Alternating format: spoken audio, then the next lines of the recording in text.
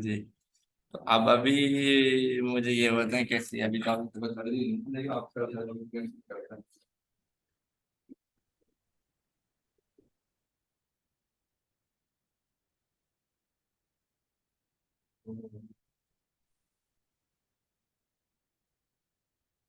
6 का टाइम दिया। आप बोले तो मैं आपके लिए चिकन काउंटर कुछ जल्दी में करवा दूं। मैं कर रहा तो बस हाँ।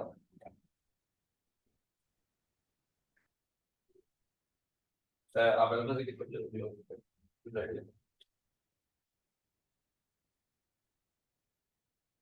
बस सही मुझे फ्री में कॉल कीजिए तो मैं काम करूंगा तो मेरे साथ कोई दिक्कत नहीं।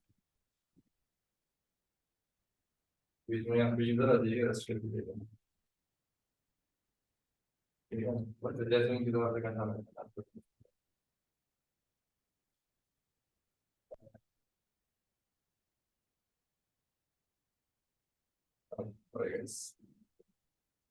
और गुड आप पिछले क्लास में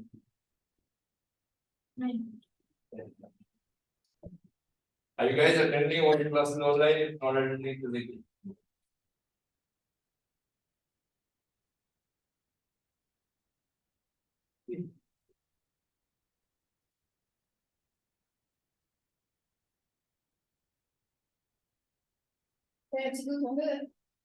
Recording in progress.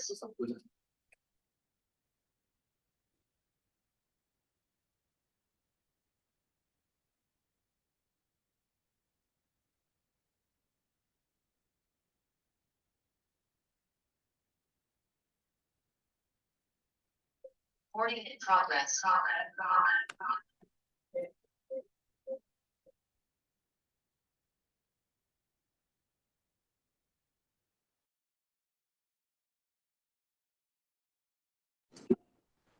Hello everyone, Assalamu alaikum.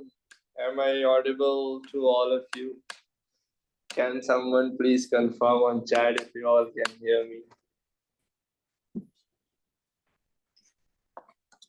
And in case if you have forgotten my name, this is Sir Pasha and I will be teaching you A-level physics.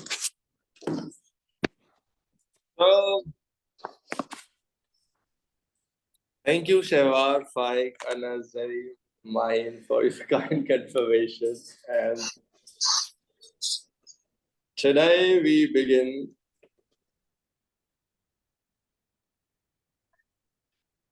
our discussion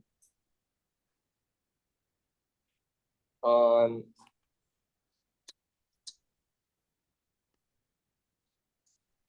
dynamics. I think we have already done a lot.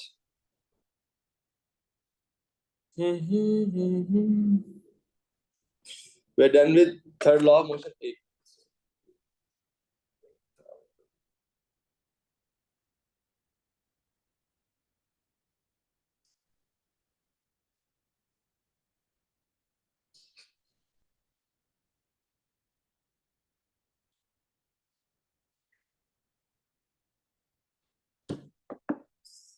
I think we have started our discussion on momentum. मेरे ख्याल से हमने second law of motion के MCQs भी कल कर लिए थे अच्छे खासे। ऐसा ही है मेरे ख्याल से ये वाले क्वेश्चन पे हमने कल का लेक्चर एंड किया था इफ आई एम नॉट ऐसा ही है। How many of you attended the previous class online? शर्म आ रही है क्लास तो बाद में रिकॉर्डिंग नहीं देखते।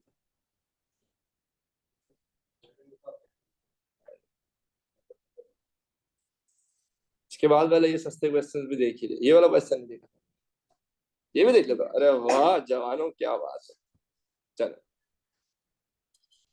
तो आज की क्लास में हम बात करेंगे कुछ इंटरेस्टिंग, बहुत ही बेसिक्स लेकिन इंपॉर्टेंट ग्राफ। जैसे फॉर एग्जांपल मेरे पास एक ग्राफ है वेलोसिटी का विद रिस्पेक्ट टू टाइम। तो काइनेमैटिक्स में तो हमने बहुत वेलोसिटी टाइम ग्राफ देखा। अच्छा, वेलोसिटी टाइम ग्राफ से डिस्प्लेसमेंट टाइम ग्राफ बनाना हमने सीखा है, वेलोसिटी टाइम ग्राफ से एक्सेलरेशन टाइम ग्राफ बनाना हमने सीखा है। अगर मुझे वेलोसिटी टाइम ग्राफ दिया हुआ है और मुझसे कहा जा रहा है कि मोमेंटम टाइम ग्राफ बना दे, तो आप क्या रेकमेंड करेंगे? व्हाट डू यू रेकमेंड, कैसा होना चाहिए?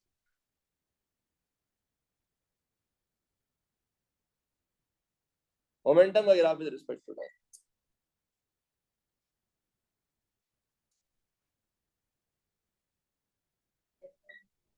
हाँ, मतलब उसका शेप कैसा होना चाहिए अगर ये है वेलोसिटी का शेप?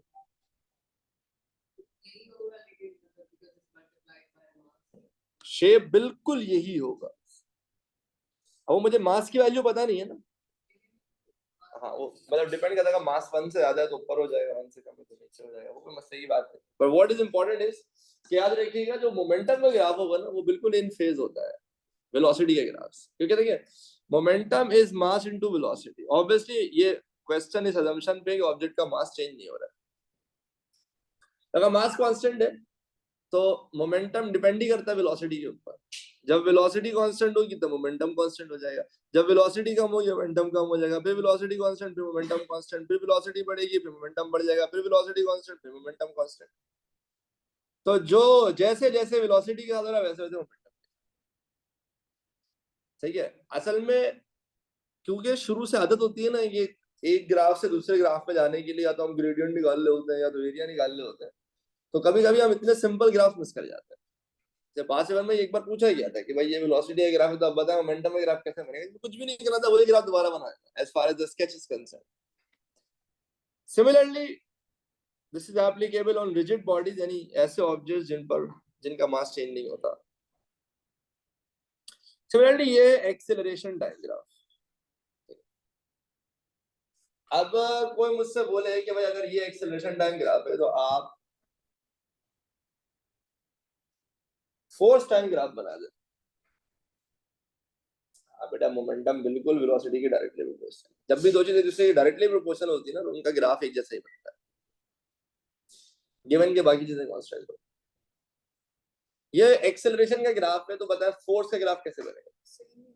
बिल्कुल ऐसे ही बनेगा, because the only difference in acceleration and force is कि भाई अगर एक्सेलरेशन है ए तो फोर्स है एम में। तो किसी जिन्होंने वैसे मैथ्स पढ़ी हुई थोड़ी सी ग्राफ का सेंस, उनको पता है कि ग्राफ के शेप पे कोई फर्क नहीं पड़ता अगर किसी भी ग्राफ को किसी कांस्टेंट नंबर से मल्टीप्लाई कर दिया जाए। इसलिए यहाँ पे भी हमारे ग्राफ के शेप पे किसी किस्म का कोई फर्क नहीं पड़ रहा है।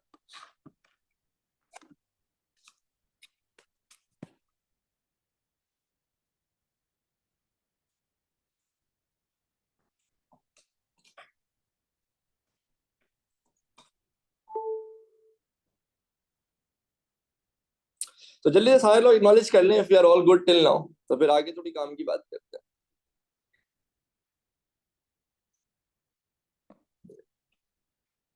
सिंपल सी चीज है, कोई ऐसे रॉकेट साइंस नहीं है इसमें। ठीक।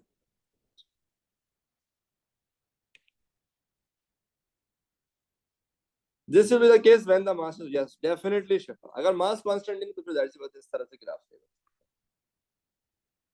अच्छा, ये एक पास पेपर क्वेश्चन है जो कि ये ये एक पास पेपर क्वेश्चन है। मैं चाहूंगा कि आप लोग इसकी फोटो ले लें और घर पे ना इसको ट्राई कीजिए, अच्छे मजे का क्वेश्चन है ये।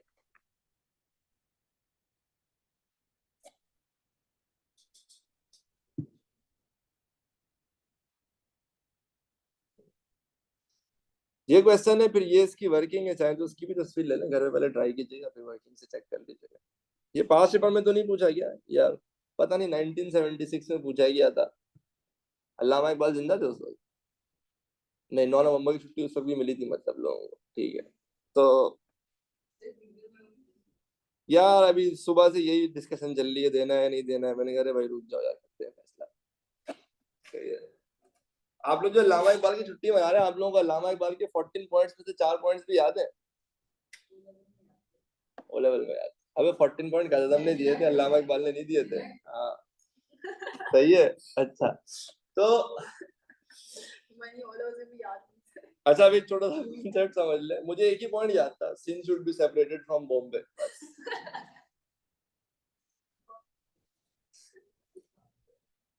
एक पॉइंट था ना 14 पॉइंट्स।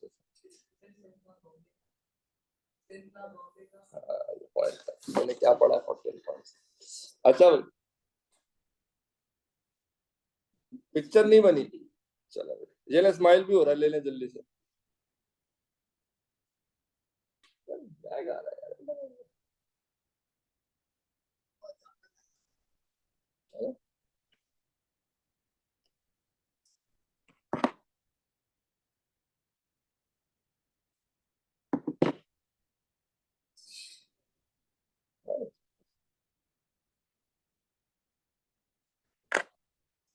अच्छा देखिए, एक छोटा सा कॉन्सेप्ट जो हमने पिछली क्लास में वैसे भी डिस्कस कर लिया था, बट अभी भी इसको डिस्कस कर लेते हैं ताकि नोट्स भी बन जाए इस चीज के। देखिए, resultant force is rate of change of momentum, यानी चेंज इन मोमेंटम को आप टाइम टेकन से डिवाइड करें, you will get the resultant force. इसका मतलब अगर आपके पास मोमेंटम और टाइम का ग्राफ है, और क्योंकि दोनों आपस में डिवाइड हो रहे हैं, चेंज इन मोमेंटम और चेंज इन टाइम, तो मोमेंटम और टाइम के ग्राफ का जो ग्रेडियंट होगा ना, वो आपको फोर्स बताएगा, that will tell you resultant force. तो एक तो इसको ध्यान में रखिएगा कि gradient of momentum time graph gives the resultant force. जैसे जब हमारे पास याद है change in displacement over change in time क्या बताता था, वेलोसिटी बताता था ना। तो जब डिस्प्लेसमेंट टाइम ग्राफ दिया होता तो उसका ग्रेडियंट वेलोसिटी बताता है। एक्चुअली रेट ऑफ चेंज है ना, rate of change of displacement is velocity. Rate of change निकालने के लिए तो ग्रेडियंट निकालते हैं। अगर फॉर एग्जांपल, क्योंकि कॉमन नहीं है मोमेंटम टाइम का ग्राफ, कभी कभार पूछा था इसलिए लिखवा दिए कि याद रहे कि भाई अगर मोमेंटम और टाइम का ग्राफ आपको दिया हुआ है ना, तो that is going to be equal to resultant force. Similarly अगर ये टाइम यहाँ लेकर मैं वहां मल्टीप्लाई करा दूं, तो फोर्स और टाइम का जो प्रोडक्ट है वो चेंज इन मोमेंटम बताता है। जब भी दो चीजों का प्रोडक्ट कोई चीज दे रही हो ना, और आपको उन्हीं दो चीजों का ग्राफ दिया वो, तो उनका जो एरिया अंडर द कर्व है ना, वो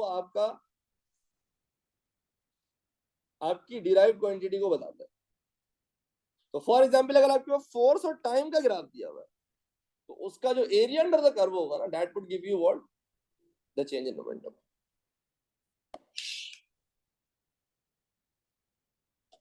सही है। एक तो ये चीज है जो आपने ध्यान में रखी। अब आते हैं जरा एक मजे की चीज, एक अच्छा कॉन्सेप्ट उसको डिस्कस करें। उसके लिए आपको मुझे देखना पड़ेगा।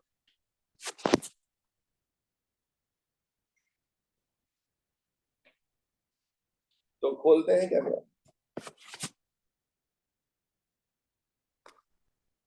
हाँ भाई, नजर आ रहे हैं भाई।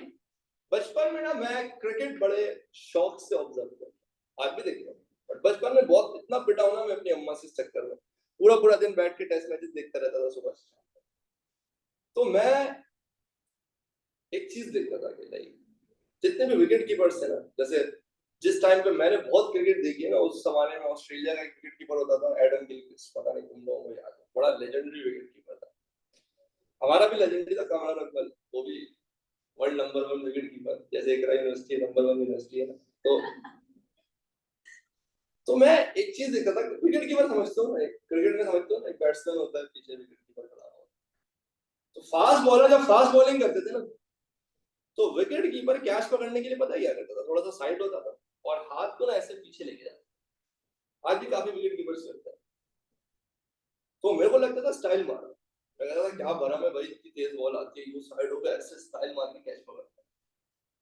क्योंकि मेरे जैसा डरपोक आदमी जब विकेट कीपिंग करता था, तो मैं तो पहले अपना सीधा लेकर आता फिर कैच करता, क्योंकि डर लगता था हाथ से निकल गए तो कम से कम पीछे चेस्ट से बचत तो हो जाएगी ना, वरना तो चौका ही हो जाएगा, फिर डांट पड़ेगी सबसे। तो मैं कहता था यार ये सही इनका लेवल है भाई, ये पूरा साइड होते हैं, यूं हाथ पीछे करते हैं, फुल स्टाइल से कैच पकड़ते हैं। तो मुझे ये स्टाइल लगता था until I studied the concept of change in momentum, until I studied the concept of rate of change of momentum, जहां से मुझे पता लगा कि देखिए किसी भी चीज का मोमेंटम चेंज करने के लिए दो चीजें इंपॉर्टेंट है। अगर आप देखेंगे change in momentum is force into time, क्या आप कितनी फोर्स दे रहे हैं और कितने टाइम के लिए वो फोर्स। जब आप किसी बॉल को कैच करते हैं, एक फास्ट बॉलर आमतौर पर बॉल को 130, 140, 150 की स्पीड से फेंकता है, जब तक वो विकेट कीपर के पास जाती है स्लो हो जाती है, बट स्टिल मोर और लेस 100 की स्पीड पे जाती है, किलोमीटर पर आवर। जब आप उसको कैच पकड़ते हैं ना, तो एक्चुअली आप उसको रेस्ट पे लेकर, यानी एक मूव करती हुई बॉल को आप रेस्ट पे लेकर आते हैं। कैसे लेकर आते हैं? जब आप उसको कैच करते हैं ना, तो आप अपने गुनाहगार हाथों से उस पर एक ऑपोजिट फोर्स लगाते हैं, जिससे उसका मोमेंटम चेंज हो जाता है और वो मूव करते हुए रेस्ट पे आता है। This is simply what the concept of catching is. आप किसी मूव करती बॉल को कैच करते हैं, इन प्रिंसिपल आप उसको रेस्ट पे लेकर आते हैं।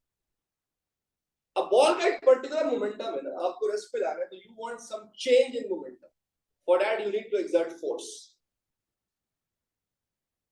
अब रूल ये है कि एक फोर्स और टाइम का प्रोडक्ट है। Change in momentum is force into time, जो कि रिक्वायर्ड है उस ऑब्जेक्ट का मोमेंटम चेंज करने के लिए। अब अगर आप फोर्स लगाने का टाइम बढ़ाते हैं ना, तो आपको फोर्स कम लगानी पड़ती है। अगर आप टाइम कम करते हैं ना, तो फिर आपको फोर्स ज्यादा लगानी। दिस इज व्हाई जब विकेट कीपर अपने हाथों को ऐसे पीछे कर रहा होता है, तो वो एक्चुअली बॉल को पकड़ने का टाइम बढ़ा रहा होता है, ताकि उसको अपने हाथों से कम फोर्स लगानी पड़े, ताकि वो सॉफ्ट हैंड्स के साथ, यानी थोड़ी सी फोर्स लगा के उस बॉल को कैच कर सके। सर समझ नहीं ट्राई कीजिएगा वैसे ही दोस्तों के साथ, क्योंकि अभी यहाँ पे तो इतनी जगह नहीं है। मैं कॉलेज में तो अक्सर बच्चों को बाहर ग्राउंड लेके चला जाता हूँ और उनको थ्रो करके बोलता हूँ पकड़ के दे दो कैच। तो मैं उनको बोलता हूँ एक बार झटके से पकड़ो और एक बार हाथ पीछे करके पकड़ने की कोशिश करो, तो दे वुड फील कि हाँ भाई, जब वो हाथ पीछे करते हैं, फोर्स लगाने का टाइम बढ़ाते हैं, तो फोर्स कम लगानी पड़ती है और वो सॉफ्ट हैंड्स के साथ बॉल को कैच करते हैं। बिकॉज चेंज इन मोमेंटम दो बातों पर डिपेंड, कितनी फोर्स लग रही है और कितने टाइम के लिए लग रही है। सिमिलरली अगर आप हाई कैचेस, जो जब कमेंटेटर कहते हैं ना up in the air and the fielder is underneath it, अगर बाकी सारे फील्डर हो तो हम तो दुआएं पढ़ना शुरू कर देते हैं, या अल्लाह बस आज पकड़वा दे, सही है। और अगर यही कोई ऑस्ट्रेलियन फील्डर हो, कोई साउथ अफ्रीकन फील्डर, तो आपको पता है आउट हो गया, अब कुछ नहीं हो सकता, सही है, because they are very good at catch. Obviously उसमें उनकी प्रैक्टिस का बहुत बड़ा रोल है, बट टेक्निक का भी बहुत बड़ा रोल है। अगर आप देखिए उनको कैच करते थे यार, वो इवन बाउंड्री में भी होते हैं ना, तो वो इतने कंफर्टेबली अपने आप को एडजस्ट करते हैं और कैच करते हैं ना अपना हाथ पीछे। अब देखो वो यूं करके, जितना वो अपना हाथ पीछे करेंगे ना, उतना वो टाइम देंगे उसको, उतना वो कम झटके के साथ, कम फोर्स के साथ उस बॉल को पकड़ सकते हैं, वरना हाथ में चोट लगेगी। अगर आप एक झटके से पकड़ने की कोशिश करोगे, तो ऑब्वियसली आप बॉल पे झटके से फोर्स लगाओगे, तो बॉल भी आप पे झटके से फोर्स लगेगी, आपको चोट लगेगी। जो श्रीलंकन फील्डर्स है ना, उनको भी आपने देखा होगा, अक्सर वो, अभी आजकल के तो नहीं पता, जिस जमाने में मैं देखता था, बहुत जमाने में देखता था, महिला जयवर्धन, ये लोग दे वर वेरी गुड कैचर, तो कैच ऐसे करते थे, यानी बॉल ऊपर आते थे ना, बॉल को पकड़ते हुए पूरा हाथ नीचे तक लेके चले, जस्ट टू मेक श्योर कि वो बॉल को कैच करने का ना टाइम बढ़ाए, ताकि सॉफ्ट हैंड्स के साथ कम से कम फोर्स लगा के उस बॉल को पकड़ सके। हाँ, हमारे वाले ना यूं पकड़ते हैं, तो फिर कुदरत का निजाम होता है तो कैच हो जाता है, वरना नहीं हो पाता है। तो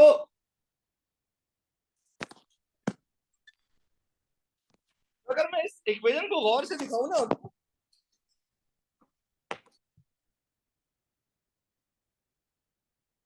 कि भाई change in momentum is force into time. अब अगर फॉर एग्जांपल आपके पास कोई ऑब्जेक्ट है जिसका आपने मोमेंटम चेंज करना है, तो उसके मोमेंटम का जो चेंज है ना, वो दो बातों पर डिपेंड करता है। एक तो ये कि आपने कितनी फोर्स लगाई, और दूसरा ये कि आपने कितने टाइम के लिए वो फोर्स लगाई। समझ रहे हो आप मेरी बात? तो ये बॉलर है, ये बैट्समैन है, पीछे विकेट कीपर है, ये बॉल आई, विकेट कीपर को बीट करते हुए विकेट कीपर के पास गए, विकेट कीपर ने हाथ पीछे किया। खैर, let's say you want a change in momentum of 1000 Newton. आपके पास बहुत सारे ऑप्शंस हैं। आप यू करें कि आप 1000 न्यूटन की फोर्स लगाएं 1 सेकंड, तो 1000 into 1 चेंज मोमेंटम 1000 का आ जाएगा। या आप यू कर सकते हैं कि आप 500 न्यूटन की फोर्स लगाएं 2 सेकंड के, चेंज मोमेंटम तब भी 1000 न्यूटन सेकंड का आ जाएगा। आपका ऑब्जेक्ट मोमेंटम चेंज कर जाएगा, यानी रेस्ट पे आ जाएगा। If you want to bring it to rest, आप 250 न्यूटन की फोर्स लगा दें 4 सेकंड के लिए। समझ रहे हो आप मेरी बात? So in all the cases, you are going to get the same change in momentum. Similarly, गाड़ियों के केस में भी यही होता है, जब आप गाड़ियों पे ब्रेक लगाते हैं, तो अगर गाड़ी का ब्रेक जबरदस्त होता है, यानी फोर्स, ब्रेकिंग फोर्स ज्यादा होती है, तो बहुत थोड़ा सा टाइम लगता है, गाड़ी रेस्ट पे आ जाती है. बट वही अगर आपकी फोर्स कम होगी तो टाइम ज्यादा लग जाता है गाड़ी को रेस्ट पे लाने के लिए, because there is a particular momentum of the car. Now you want to change that momentum. For that momentum, you need a product of force and time. तो ये आपके ऊपर है. When you reduce the time, you have to give greater force. आप force बढ़ा देते, फिर आपको टाइम ज्यादा देना पड़ जाता है. तो डिपेंडिंग अपॉन द सिनेरियो कि आप क्या चाहते हैं, क्या नहीं चाहते. बहरहाल चेंज मोमेंटम, जिसको F into T कहा जाता है, इसे कुछ किताबें इम्पल्स ऑफ फोर्स भी कहते हैं, फोर्स और टाइम के प्रोडक्ट को.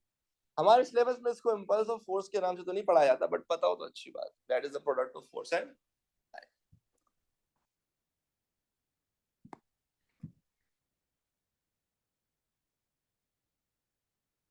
अब शुरू करते हैं आज की क्लास का एक बड़ा प्यारा topic, which is the concept of law of conservation of momentum. देखिए,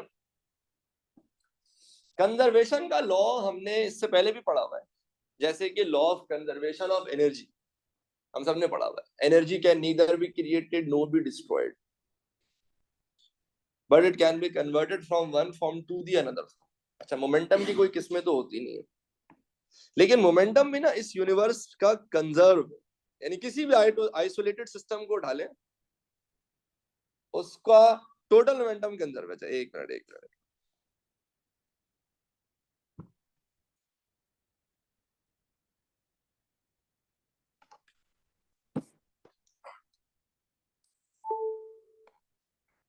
अच्छा भाई, मनाइल कह रही है सर एक बार इम्पल्स. मनाइल मुझे ये बताया, इम्पल्स वाली चीज आपको क्या समझ नहीं आ रही है? मतलब ये आपको बात समझ में आ गई है ना कि for a particular change in momentum two things are important, कि कितनी फोर्स लग रही है और कितने टाइम के लिए लग रही है. और अगर आप टाइम बढ़ाएं तो फोर्स कम करनी पड़ जाती है, या अगर टाइम कम करें तो फोर्स बढ़ जाती है. क्या ये वाली बात समझ आती है आपको?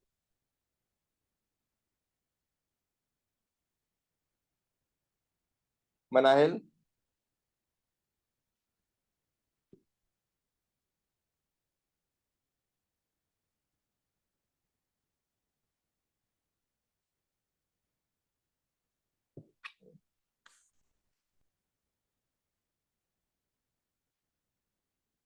अच्छा मुझे ये बताओ Manahil, force is rate of change of momentum, ये तो पता है ना, सेकंड लॉ ऑफ मोशन.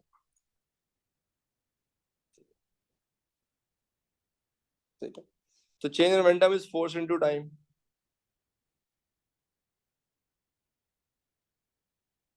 यानी किसी भी ऑब्जेक्ट का मोमेंटम चेंज करने के लिए दो चीजें इंपॉर्टेंट है, आपने कितनी फोर्स लगाई है और कितने देर के लिए लगाई है. तो मैंने सिर्फ एग्जांपल देने के लिए समझाया कि फॉर एग्जांपल अगर किसी ऑब्जेक्ट का मोमेंटम आपको चेंज करना है 1000 न्यूटन सेकंड, यानी इतना मोमेंटम आपने चेंज करना है, तो उसके लिए दो चीजें इंपॉर्टेंट है ना, कि आप कितनी फोर्स लगाओगे कितने टाइम के लिए. तो फॉर एग्जांपल अगर कोई 1000 न्यूटन एक सेकंड के लिए लगा दे, तो 1000 into 1 is 1000, तो उसको वो चेंज इन मोमेंटम मिल जाएगा.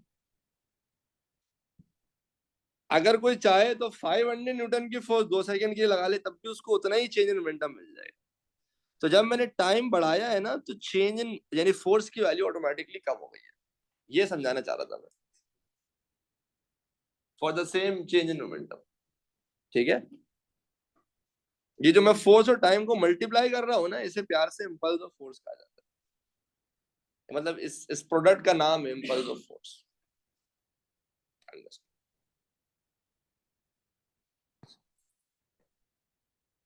Law of conservation of momentum कहता है कि the total momentum of an isolated system is constant. ठीक है, जबकि आइसोलेटेड सिस्टम क्या होती है? आइसोलेटेड सिस्टम का मतलब सिस्टम पे कोई बाहर से फोर्स एक्ट नहीं कर रही है. अगेन बेहतर है कि आप लोग थोड़ी सी मेरी शक्ल देख लें. मुंह धो के आया हूं आज मैं.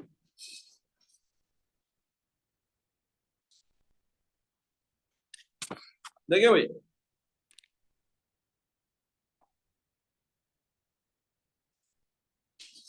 देखिए जब हम कहते हैं ना कि भाई किसी किसी भी आइसोलेटेड सिस्टम का टोटल मोमेंटम कंजर्व है, चेंज नहीं हो सकता. इसका क्या मतलब, देखिए किसी टोटल मोमेंटम के कंजर्व होने का मतलब क्या, ठीक है।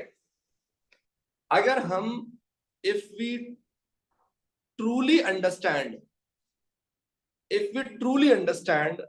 the concept of second law of motion and the concept of third law of motion, then law of conservation of momentum should be a very obvious statement for us. तो मैं पहले आपको सेकेंड लॉ ऑफ मोमेंटम याद दिलाता हूं, change in momentum is force into time, ऐसा ही। और third law of motion is कि एक मास दूसरे मास पे जितनी फोर्स लगाएगा, दूसरा मास पहले मास पे उतनी ही फोर्स लगाएगा, और जितनी देर के लिए एक मास दूसरे मास पे लगाया था उतनी देर के लिए दूसरा मास पहले मास पे फोर्स लगाएगा। पेयर है ना, साथ साथ ही एग्जिस्ट करता है। अब पहला सवाल ये कि sir what is an isolated system. एक आइसोलेटेड सिस्टम एक ऐसे सिस्टम को कहते हैं जिसमें बाहर से कोई फोर्स ना आ रही। तो एक अज्यूम कर ले भाई, एक बॉक्स है, उसके अंदर दो मासेस, सही है, और बाहर से कोई फोर्स, बाहर से कोई फोर्स ना आने का मतलब ये कि ये दोनों ही एक दूसरे पे फोर्स लगाएंगे, बाहर से कोई फोर्स नहीं आ रही। अब किसी आइसोलेटेड सिस्टम में जब दो मासेस आपस में इंटरैक्ट करें, याद रखिएगा फिजिक्स में इंटरैक्ट करने का मतलब ये होता है कि एक दूसरे पे फोर्स लगाएंगे। तो ऐसा हो नहीं सकता कि एक मास दूसरे मास पे ज्यादा फोर्स लगा दे और दूसरा मास पहले मास पे कम फोर्स लगा दे। समझ रहे हो, ये लॉ ऑफ मोशन है कि एक मास दूसरे मास पर जितनी फोर्स लगाएगा, दूसरा मास पहले मास पर उतनी ही फोर्स लगाएगा, और एक मास दूसरे मास पर जितनी देर के लिए फोर्स लगाएगा, दूसरा मास भी पहले मास पर उतनी ही देर के लिए फोर्स लगाएगा। सारे मानते हो? तो according to third law of motion, अगर ये दो मासेस आपस में इंटरैक्ट करते हैं, कोई भी टाइप ऑफ फोर्स लगाते हैं, तो ऐसा नहीं हो सकता कि एक ने दूसरे पे लगाया और दूसरे ने पहले पे लगाया ही नहीं। ये तो पॉसिबल ही नहीं। थर्ड लॉ ऑफ मोशन ये भी पॉसिबल नहीं कि फोर्स की वैल्यू डिफरेंट हो, ये भी पॉसिबल नहीं कि टाइम डिफरेंट हो, कि एक ज्यादा देर के लिए लगा दो दूसरा कम टाइम के लिए लगाए, है भाई। थर्ड लॉ ऑफ मोशन कहता है कि फोर्स भी सेम है और फोर्स लगने का टाइम भी सेम है दोनों। अच्छा, सेकेंड लॉ ऑफ मोशन कहता है कि change in momentum, second law of motion कहता है कि चेंज इन मोमेंटम दो बातों पर डिपेंड करता है, कितनी फोर्स लगी और कितने टाइम के लिए लगी। अभी हमने पढ़ा ना, delta P change in momentum is F into T. Change in momentum depend करती है फोर्स और टाइम पे। अच्छा, दोनों ऑब्जेक्ट एक दूसरे पर सेम फोर्स लगा रहे हैं, सेम टाइम पे लगा रहे हैं, इसका मतलब दोनों ऑब्जेक्ट में सेम चेंज इन मोमेंटम आएगा, दोनों ऑब्जेक्ट में सेम चेंज इन मोमेंटम आएगा। अच्छा, थर्ड लॉ पेयर कहता है फोर्सेस की डायरेक्शन ऑपोजिट होती है, यानी अगर एक ने दूसरे पर लेफ्ट पे फोर्स लगाई तो दूसरे ने पहले पे राइट पे फोर्स लगाएगी, ठीक है भाई। यानी अगर एक का मोमेंटम इंक्रीज हुआ है तो दूसरे का मोमेंटम डिक्रीज होगा। तो जब भी दो मासेस इंटरैक्ट करेंगे, यानी एक दूसरे पे फोर्स लगाएंगे, तो एक का मोमेंटम इंक्रीज करेगा और दूसरे का मोमेंटम डिक्रीज करेगा। एक का जितना इंक्रीज करेगा दूसरे का उतना ही डिक्रीज करेगा। तो टोटल तो कंजर्व रहा ना, टोटल मोमेंटम क्या रहा, कंजर्व रहा। देखो, एक तो ये कि आप रट्टा मान लो total momentum of an isolated system is conserve. मैं कहता हूं अगर आपको टोटल मोमेंटम रट्टा मानना पड़ रहा है ना, law of conservation of momentum, इसका मतलब आपने सही मानों में लॉज ऑफ मोशन समझा ही नहीं। समझ रहे हो? ये देख लो, यहाँ पे हमने काम करवाया हुआ है, जब लाइट जाती है ना तो प्रोजेक्टर और इंटरनेट यूपीएस पे होता है, ताकि जब जब लाइट जाए तो जनरेटर ऑन करने में ना क्लास ना डिस्टर्ब हो। आ गई लाइट, शुक्र है अल्हम्दुलिल्लाह, वरना मेरी हट जाती है अगर बीच में ये बंद हो जाता ना, सारी एनर्जी खराब हो जाती।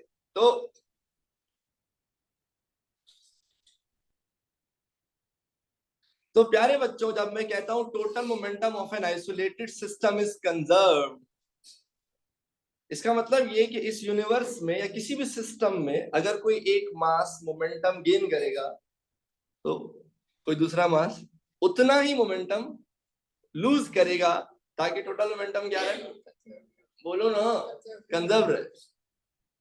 And this is very much in accordance with the two laws of motion that we have studied. तो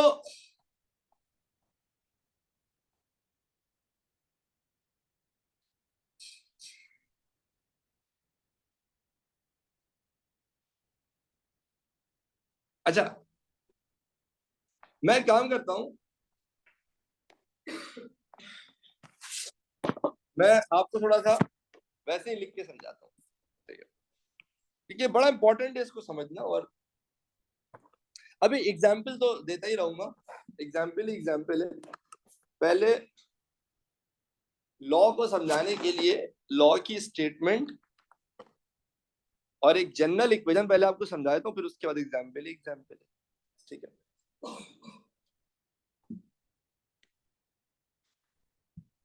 देखिए, लेट्स से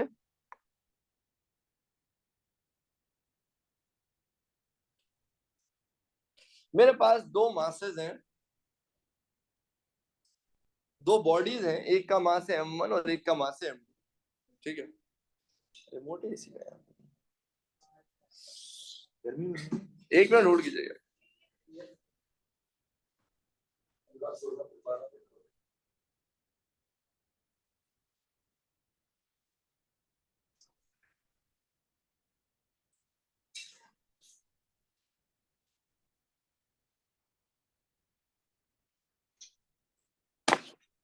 अच्छा,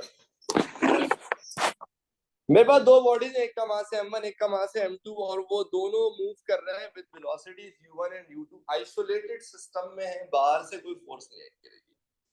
पीछे वाले की वेलोसिटी आगे वाले से ज्यादा थी, तो जाहिर है जब पीछे वाले की स्पीड आगे वाले से ज्यादा होगी तो फिर इनकी मुलाकात हो जाएगी, इनमें तसादुम हो जाएगा, इनका टकराव हो जाएगा. जब ये मिलेंगे ना तो एक दूसरे के साथ कांटेक्ट में आएंगे और ये एक दूसरे पर फोर्स लगाएंगे, ऐसा ही है, कांटेक्ट फोर्स लगाएंगे. और according to third law of motion दोनों एक दूसरे पर, बोलो नो, सेम फोर्स लगाएंगे और सेम टाइम के लिए लगाएंगे, सही है.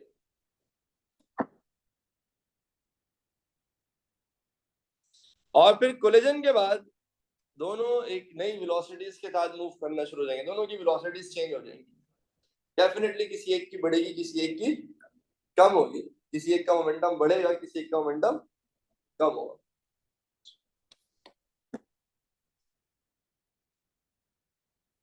लॉ ऑफ कंजर्वेशन मोमेंटम कहता है कि total momentum before collision must equal total momentum after. कि भाई दो मासेस टकरा गए, एक दूसरे पे फोर्स लगा दी, लेकिन इससे इनके टोटल मोमेंटम पे कोई फर्क, बोलो, नहीं पड़ेगा. बिफोर कोलिजन इसका मास है m1 और वेलोसिटी है u1, तो इसका मोमेंटम हो जाएगा m1 u1, इसका मास है m2 और वेलोसिटी है u2, तो इनका मोमेंटम होगा m2 u2. m1 u1 plus m2 u2 is equals to, इसका आफ्टर कोलिजन मास पे तो कोई फर्क नहीं पड़ा, m1 v1 और ये हो जाएगा m2 v2. समझ रहे हो? ये है लॉ ऑफ कंजर्वेशन मोमेंटम की बेसिक. m1 u1 plus m2 u2 is equals to m1 v1 plus m2 v2. आमतौर पर इसको जनरल इक्वेशन के तौर पर यूज किया जाता है. जब भाई टोटल मोमेंटम जो भी था बिफोर कोलिजन वही होगा टोटल मोमेंटम आफ्टर कोलिजन. इसकी एक्सप्लेनेशन ये है कि when two masses interact with each other, that is exert force on each other, there is a change in momentum in both the masses. The amount of momentum gained by one mass is equal to the amount of momentum lost by the other mass, so as to keep the total momentum conserved.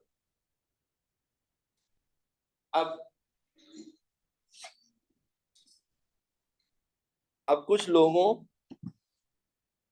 की ख्वाहिश ये है कि उनको कुछ किसी example, मैं इसी एग्जाम्पल से समझा देता हूँ जो मैंने भी आपके आगे रखा है, जो मैं शुरू में बात कर रहा था. नहीं भाई, मैग्नेट में नहीं होगा, सब में होगा, ये पूरे यूनिवर्स पे एप्लीकेबल है ये बात. पहले मुझे ये बताएं लॉ क्या है, ये समझ आ गया, फिर एग्जाम्पल तो मैं देता ही रहूंगा, टेंशन कि मैं कहना क्या चाह रहा हूँ ये समझ आ गया, कैसे होगा वो भी समझा देता हूँ। अमनाइल वो भी समझा देता हूँ कैसे एक का मोमेंटम इंक्रीज और दूसरे का डिक्रीज होगा।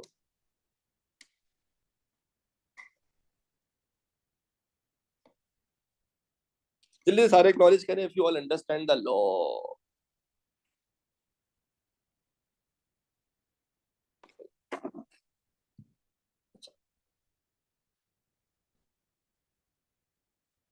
अब मैं एक काम करता हूँ,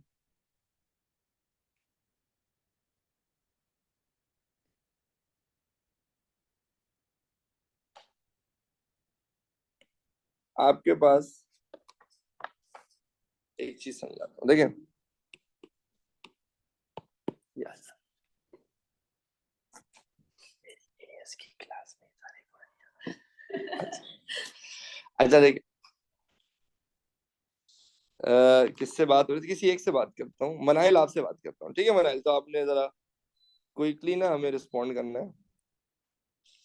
देखिए बिफोर कोलिजन ये दो मासेस जा रहे थे टू द राइट, ऐसा ही, जल्दी से यस या नो में जवाब दें, ये बात समझ में आती है कि अभी कोलिजन नहीं हुआ था, दोनों सेम डायरेक्शन में जा रहे थे, जब इनमें कोलिजन हुआ ना तो दोनों एक दूसरे पे फोर्स लगाएंगे, M2 या M1 पे फोर्स लगाएगा इधर, और M1 M2 पे फोर्स लगाएगा इधर, एक दूसरे से away from each other, result एक दूसरे पे फोर्स लगाएंगे, कॉन्टैक्ट फोर्स से। अच्छा देखिए, आपका जो M1 था ना वो जा रहा था टू द राइट और उस पर फोर्स लगी है टू द लेफ्ट। ऑब्जेक्ट जिस डायरेक्शन में मूव कर रहा होता है, अगर फोर्स उसके ऑपोजिट डायरेक्शन में लग जाए तो ऑब्जेक्ट की स्पीड बढ़ती है या कम होती है? मनाइल बताएं, बढ़ेगी या कम होगी? अगर ऑब्जेक्ट मूव कर रहा है टू द राइट और मैं फोर्स लगा रहा हूं टू द लेफ्ट, ये फोर्स इसकी स्पीड को बढ़ाएगा, वेरी गुड मनाइल, डिक्रीज कर देगा। तो इस फोर्स की वजह से M2 की जो वेलोसिटी है वो क्या हो जाएगी, वो डिक्रीज हो जाएगी, ठीक है, यानी मोमेंटम कम हो जाएगा, ठीक है भाई। तो M2 नहीं M1 का मोमेंटम डिक्रीज हो जाएगा। तो मनाइल क्या ये वाली बात आपको समझ में आती है कि M1 का मोमेंटम डिक्रीज होगा?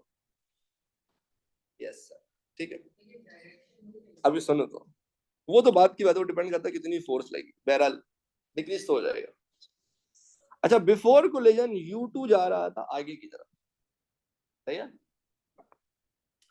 इस पे फोर्स भी लग रही है टुवर्ड्स द राइट, ये फोर्स इसका मोमेंटम बढ़ाएगी या कम करेगी? बोलो ना, बताएं बताएं मनाइल, इंक्रीज कर देगी, तो इसका मतलब इसका मोमेंटम इंक्रीज हो जाएगा। अब लॉ ये है कि एक का मोमेंटम जितना डिक्रीज होगा दूसरे का मोमेंटम उतना ही इंक्रीज होगा, ताकि टोटल मोमेंटम क्या रहे।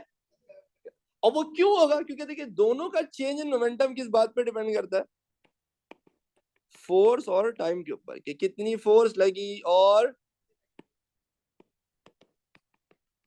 कितने टाइम, दोनों ने एक दूसरे पे सेम फोर्स लगाई, थर्ड लॉ ऑफ मोशन, और सेम टाइम के लगाए, दोनों का मोमेंटम क्या होगा, चेंज सेम होगा ना। अंडरस्टूड, मैसेज आ गया भाई, पता हो गई। एक मिनट होल्ड कीजिए, यहाँ पे अजान हो रही है।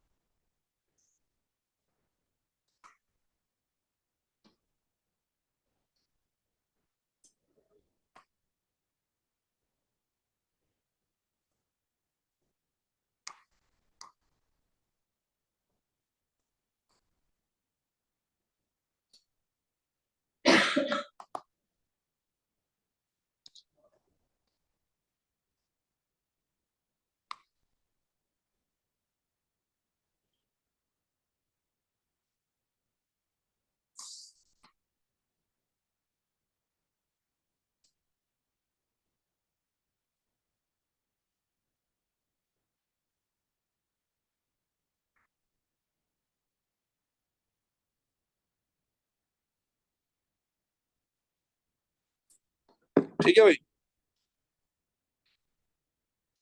अच्छा, किसी ने पूछा था ये F क्या बताता है। एक्चुअली मैंने ऐसे लिख दिया था, F12 is force on 1 by 2, F21 is force on 2 by 1। यानी दूसरा वाला पहले वाले पे फोर्स लगा रहा है, पहला वाला दूसरे पे फोर्स लगा रहा है, थर्ड लॉ ऑफ मोशन। तो जल्दी बताएं भाई, क्या सारे लोग लॉजिकली इस बात पे कंफर्ट के साथ बिलीव करते हैं कि हाँ भाई इस यूनिवर्स में जब जब कोई एक मास मोमेंटम गेन करता है ना, तब तब कोई दूसरा मास होता है जो मोमेंटम लूज करता है। ऐसा हो नहीं सकता है कि इस यूनिवर्स में कोई एक मास मोमेंटम गेन कर जाए और वो दूसरा मास था जो मोमेंटम को लूज ना कर रहा हो। असल में आइसोलेटेड हम इसलिए कहते हैं, हम समझाने के लिए कहते हैं भाई, एक वक्त में अगर कोई एक एग्जांपल आपको मैं समझाता हूँ तो उसमें बाकी बाहर जो कोई फोर्स ना आ जाए ना, इसलिए।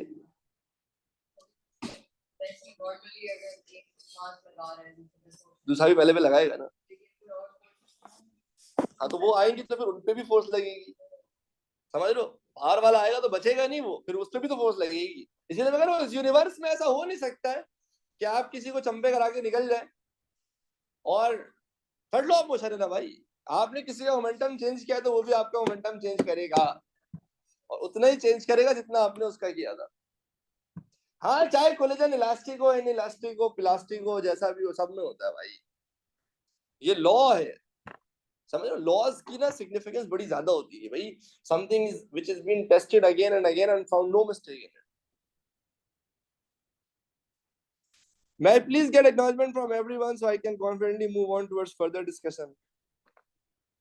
नहीं नहीं, ऐसा नहीं है शहवार, ऐसा नहीं कि हमेशा लेफ्ट वाले, ये तो सिर्फ समझाने के लिए इस एग्जांपल पे मैंने बता दिया।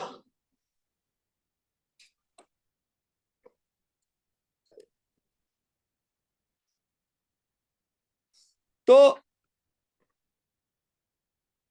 During a collision total momentum is always conserved, total energy is always conserved। ना ही मोमेंटम पैदा किया जा सकता है या डिस्ट्रॉय किया जा सकता है, ना ही एनर्जी पैदा की जा सकती है, डिस्ट्रॉय की जा सकती है। अच्छा, ड्यूरिंग कोलिजन ना एनर्जी एक किस्म से दूसरी किस्म में कन्वर्ट हो सकती है।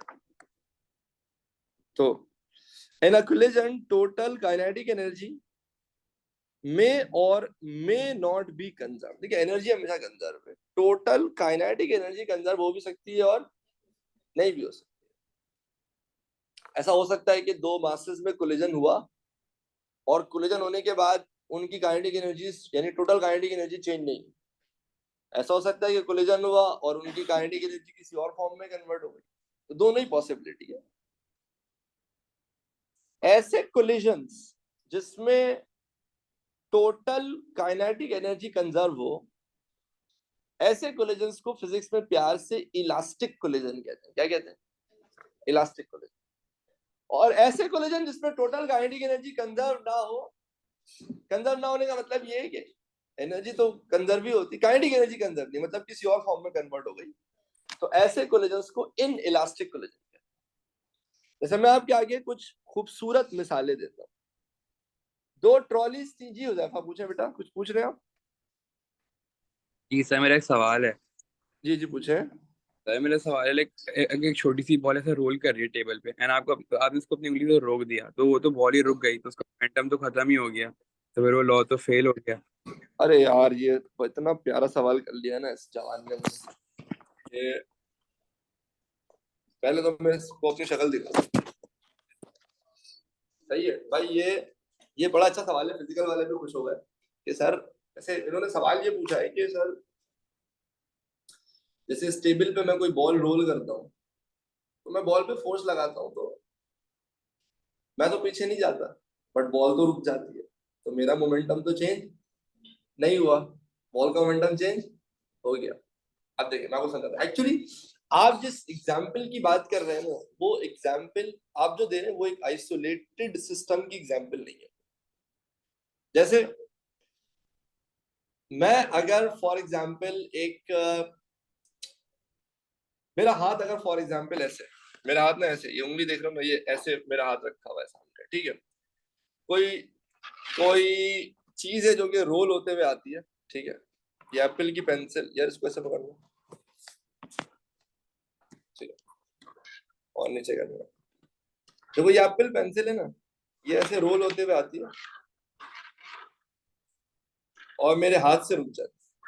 देखो ये एप्पल पेंसिल थी, ये ऐसे आए रोल होते हुए और ये मेरे हाथ से रुक गई। ये एप्पल पेंसिल का मोमेंटम तो चेंज हो गया, बट मेरे हाथ का मोमेंटम चेंज नहीं हुआ। उसकी वजह ये है कि आइसोलेटेड सिस्टम में there is a friction force, एक एक्सटर्नल फोर्स है जो कि मेरे हाथ और इसके बीच में। यकीन जाने आज आप इस मेरे हाथ और इस सरफेस के बीच में फ्रिक्शन खत्म कर कि भाई कोई दूसरी कोई कांटेक्ट फोर्स नहीं है मेरे हाथ पे, कोई फ्रिक्शन कुछ भी नहीं है। उसके बाद जब ये आगे मेरे हाथ से लगेगी ना, सिर्फ इसका मोमेंटम चेंज होगा, फिर आपको मेरे हाथ का मोमेंटम भी चेंज होता हुआ थोड़ा सा ही सही, थोड़ा सा ही सही, लेकिन नजर जरूर आएगा। देखिए मैं आपको इसकी एग्जांपल देता हूं जो मैंने पहले भी दिया था, रिकॉइल ऑफ द गन। यार जब हम गन फायर करते हैं और बुलेट गन से बाहर निकलती है, बुलेट आगे जाती है, गन पीछे जाती है, क्योंकि जितना मोमेंटम बुलेट का चेंज हुआ है उतना मोमेंटम गन का भी चेंज हुआ। असल में बुलेट का मास कम था ना, तो उसने स्पीड ज्यादा ले लिया। गन का मास ज्यादा था तो उसने स्पीड कम लिया, बट स्टिल अच्छे खास मोमेंटम के साथ ना गन पीछे आती। अब अगर किसी ने उस गन को रोक लिया अपने हाथों से, तो वो तो एक एक्सटर्नल फोर्स के साथ उसने रोक लिया है ना, वो एक अलग डिस्कशन हो गई। बट एक्चुअली जितनी फोर्स बुलेट ने गन पे लगाई थी उतनी फोर्स गन ने भी बुलेट पे लगाई थी, जिसकी वजह से बुलेट आगे गई और गन, हो जाए, मैं समझ रहा हूँ मेरी बात। तो अगर आप आइसोलेटेड सिस्टम बना देंगे ना, यानी बाहर से कोई दूसरी फोर्स ना आए, तो आप हो ही नहीं सकता कि एक मास का मोमेंटम चेंज हो, दूसरे का उतना ही मोमेंटम चेंज हो। हाँ देखो, जो बड़ा मास होगा ना वो स्लो मूव करेगा और छोटा मास ज्यादा चेंज मोमेंटम देखेगा, क्योंकि अगर सेम चेंज मोमेंटम चाहिए ना, तो फिर छोटे मास को ज्यादा चेंज वेलोसिटी चाहिए और बड़े मास को कम चेंज वेलोसिटी चाहिए, so has to keep the total momentum के अंदर, ताकि दोनों का चेंज क्या आ जाए, क्योंकि momentum is mass into velocity ना। अगर आप का मास कम है फिर आप वेलोसिटी का चेंज बढ़ाएं, अगर आप का मास छोटा है तो फिर आप वेलोसिटी मास बढ़ा तो वेलोसिटी का चेंज कम करें। हुज़ैफा मेरी बात समझ आ रही है बेटा आपको? यस सर, समझ आ गई बात। समझ आ गई भाई, समझ आ गई, क्या बात।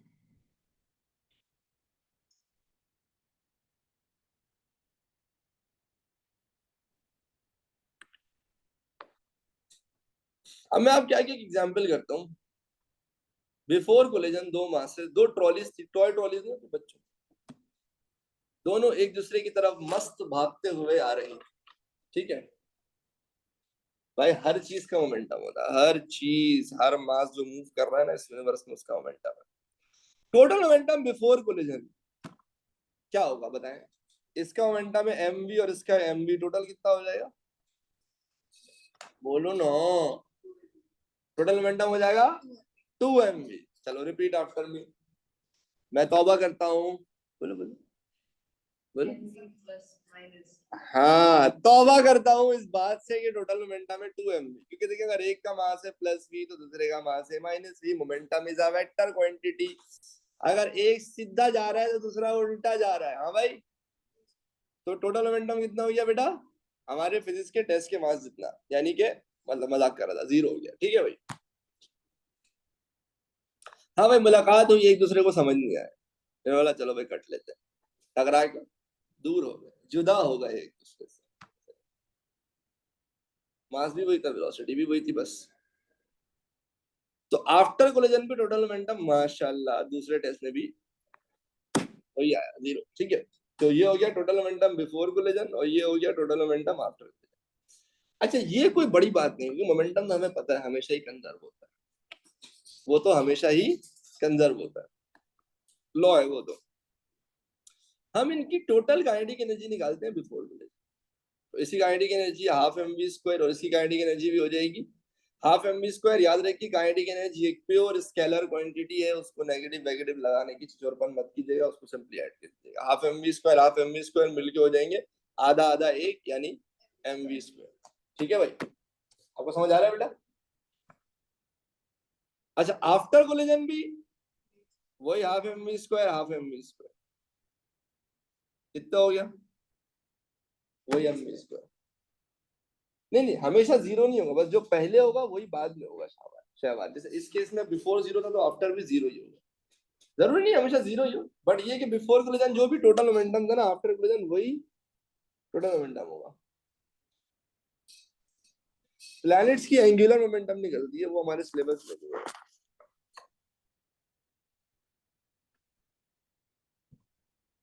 अच्छा, in the above example total momentum is conserved, it will always be. ये तो कोई बड़ी बात नहीं, जैसे सरपाशा के जोक्स हमेशा फनी होते हैं, बिल्कुल वैसे ही टोटल मोमेंटम हमेशा क्या होता है भाई, बोलो ना, कंजर्व्ड होता है। ठीक है।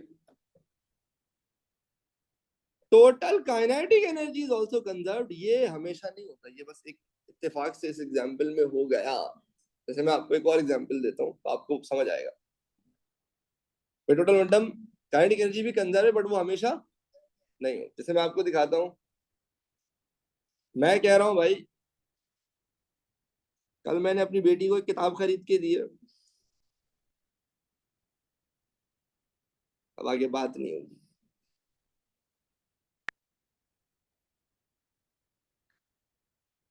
डैड जोक्स के नाम से, इतनी अच्छी किताब है भाई, क्या हो गया ये तो।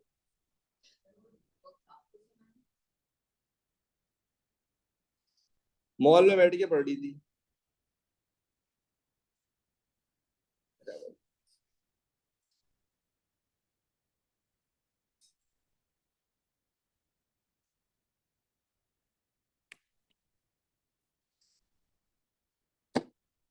इंटरनेट फारिग हो गया।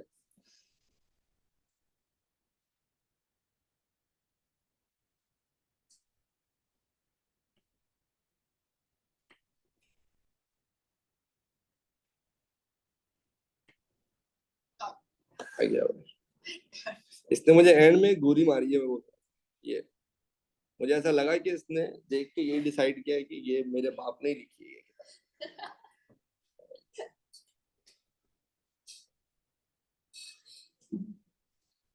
क्या है?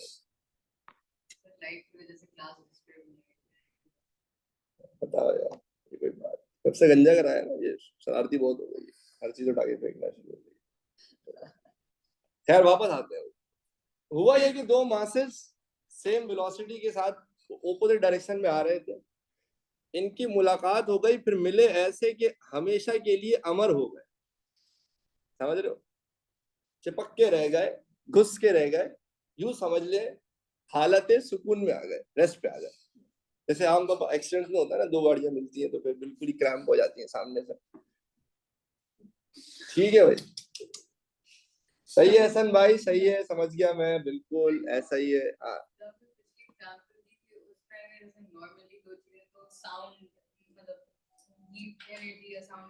वहां पे हम अज्यूम कर रहे नहीं, ठीक है, सिंपल होते हैं, दूंगा उसकी भी प्रैक्टिकल। अच्छा, दोनों मिल गए और रिजल्टेंट फोर्स क्या हो गई बेटा, वो रिजल्टेंट फोर्स कह रहे हैं, उनकी वेलोसिटी हो गई 0। अच्छा, total momentum before collision is mv into m of -v, 0। अच्छा, बाद में भी माशाल्लाह दोनों रेस्ट पर ही आ गए, तो टोटल मोमेंटम आफ्टर कोलिजन भी कितना हो गया बेटा, 0। ऐसा ही है। Total kinetic energy before collision is half mv square plus half mv square, यानी mv स्क्वायर।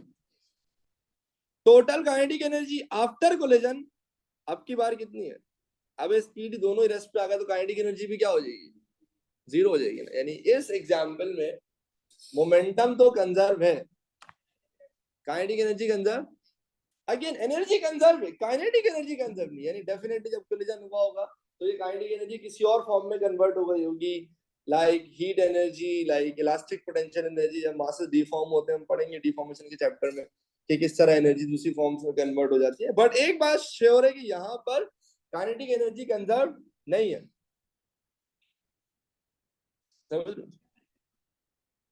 वैसे देखो, जब दो मासेस आपस में बिल्कुल ही घुस गए और रेस्ट पर आ गए तो टोटल काइनेटिक एनर्जी 0 हो गई ना, क्योंकि दोनों ही रेस्ट पे थे। तो टोटल मोमेंटम तो कंजर्व है, इट विल ऑलवेज, वो तो पहले भी कंजर्व था। यहाँ पे टोटल काइनेटिक एनर्जी कंजर्व नहीं है। और टोटल काइनेटिक एनर्जी जरूरी नहीं कि हमेशा कंजर्व हो, कभी हो भी सकती है और कभी नहीं भी हो सकती। जब कंजर्व नहीं होती तो उसका मतलब यही होता है कि भाई टोटल एनर्जी फिर भी कंजर्व्ड है, आपकी काइनेटिक एनर्जी अगर शॉर्ट हो गई है तो उसका मतलब ये है कि it has been converted into other forms of energy. तो डिपेंड करता है कि भाई कोलिजन हुआ किस तरह से था, डिपेंड करता है कि वो ऑब्जेक्ट के अंदर क्या, आमतौर पर जो रिजिड बॉडीज होते हैं वो यूजुअली काइनेटिक एनर्जी लूज नहीं करते, डिपेंड करता है किस एंगल से टकराते हैं, बड़े फैक्टर्स है। हमारे लिए ये इंपॉर्टेंट है कि during a collision total momentum is always conserved, total energy is always conserved, but total kinetic energy may or may not be conserved. अगर किसी कोलिजन में टोटल काइनेटिक एनर्जी कंजर्व हो गई, लेट्स से हो गई वैसे कोलिजन में total kinetic energy conserve है, तो उस कोलिजन को हम कहते हैं इलास्टिक कोलिजन। और ऐसी कोलिजन जिसमें टोटल काइनेटिक एनर्जी कंजर्व नहीं होती उसे हम कहते हैं इनइलास्टिक। क्या आप तमाम खवातीनों हजरात फिजिक्स के इश्क में गिरफ्तार हो चुके हैं? नो, बिल्कुल भाई बिल्कुल। तो इन द नेक्स्ट क्लास कोशिश जारी है भाई। व्हाट डज कंजर्व मतलब टोटल चेंज ना होना, टोटल वैल्यू का चेंज ना होना, बिफोर और आफ्टर सेम रहना, सही है। तो इसको थोड़ा नेक्स्ट क्लास में रीड शीट करके आइएगा, अगली क्लास में इंशाल्लाह इसको यहीं से कंटिन्यू करेंगे, इलास्टिक कोलिजन को। इस अपनेपन के साथ के अपना और अपने घर वालों का बहुत ख्याल रखिएगा। आमिर लियाकत हुसैन को दे इजाजत, अल्लाह हाफिज।